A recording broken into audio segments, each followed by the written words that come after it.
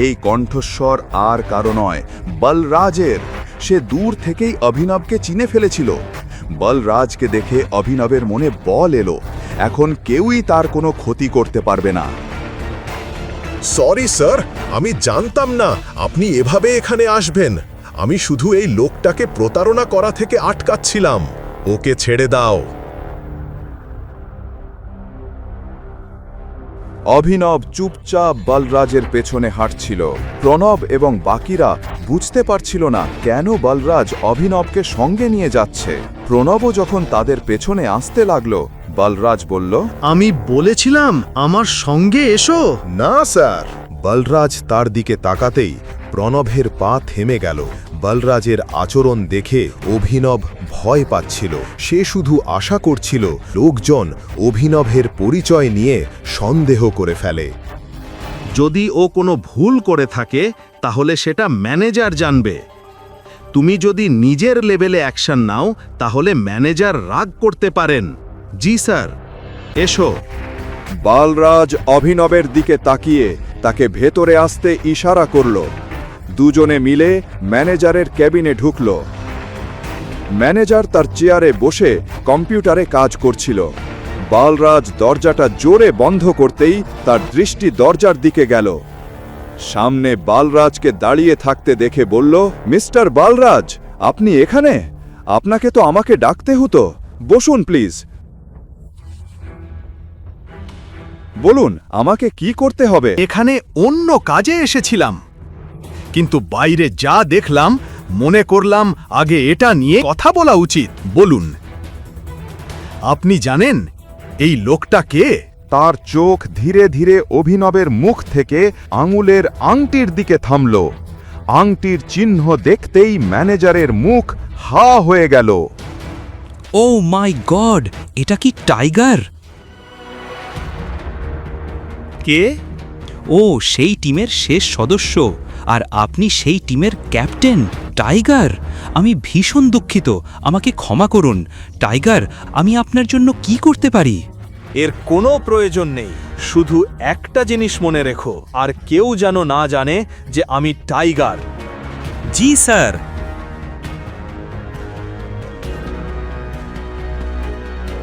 Tiger, আপনাকে দেখে খুব ভালো লাগলো। এখন যেহেতু আপনি ফিরে এসেছেন, আপনি অবশ্যই আমাদের সমস্যার সমাধান করে দেবেন। সেটা তো করবই, কিন্তু প্রথমেই আপনাকে আপনার স্টাফদের একটা শিক্ষা দিতে হবে। কারণ আমি যদি আমার নিজের স্টাইলে শিক্ষা দিই, তাহলে আপনি জানেন কি হতে পারে? কি হয়েছে? তারা কি করেছে? আর অভিনবের সঙ্গে যা যা হয়েছে সে সব কিছুই সে ম্যানেজারকে বলল। ম্যানেজারের রক্ত গরম হয়ে গেল। এক কালো চশমা পরা মানুষ দাঁড়িয়েছিল। তার চোখে সানগ্লাস এবং গলায় সোনার চেন ছিল।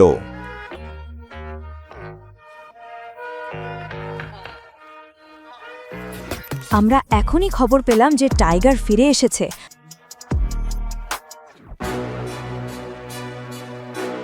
আপনি যদি বলেন। এখন না, সে তো মাত্র এসেছে। তাকে একটু লাফাতে দাও। আর হ্যাঁ, এবার ভুলেও তাকে খাঁচায় ভরার ভুল করো না। এখন দেখা যাক কি হতে চলেছে। ম্যানেজার প্রণবের সঙ্গে কি করবে? আর এই মানুষটাকে যে শুধু টাইগারের নাম শুনেই নতুন প্ল্যান বানাতে শুরু করেছে। টাইগার। যখন ম্যানেজার জানতে পারল প্রণব অভিনবের সঙ্গে কি করেছে, তার রক্ত ফুটতে লাগল। যদিও তার মাথা ব্যাংকের কম্পিউটার চালাতো, আজ তার হৃদয় থেকে গুলি বেরোচ্ছে। তার সাহস কিভাবে হলো? আমি এখনই ওকে দেখে নিচ্ছি। সে প্রণবকে গুলির গতিতে তার কেবিনে আসতে বলল। ঠিক তখনই প্রণব এসে গেল। তুমি কি করেছো? কে তোমাকে বলেছিল এই ভদ্রলোকের আনা চেক ছিঁড়তে? স্যার, এই লোকটা একটা ডেলিভারি বয়। নকল চেক নিয়ে ব্যাংকে এসেছে। আমরা বুঝি লটারির দোকান চালাই, আর আমি কম্পিউটারে চেকের তথ্য দেখেছি, কোনো ডেটা ম্যাচ করেনি। সত্যি বলছো? হ্যাঁ স্যার। তুমি জানো এই ডেলিভারি বয় যে চেক এনেছে তা কার? একরাম স্যারের। কি স্যার?